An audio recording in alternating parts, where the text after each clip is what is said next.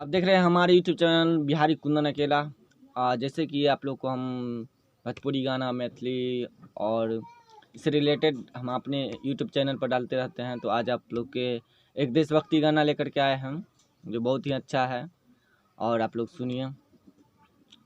सुन रे पाक चीन तो के दिखाइब तोहर औकात, सुन रे पाक चीन तो के दिखाइब तोहर औकात।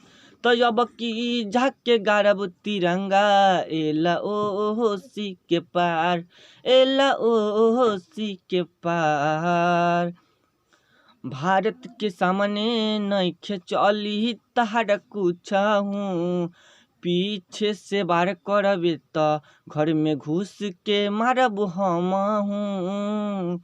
भारत के सामने नइखे चली तहार कुछहू, पीछे से बार करबे त घर में घुस के मारब हमहू।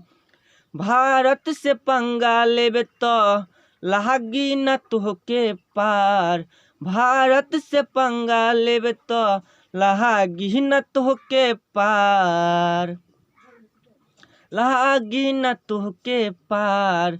सुन रे पाक चीन तोके दिखाइब तोहर औकात। तो अब की झाके गारब तिरंगा, एला ओ सी के पार।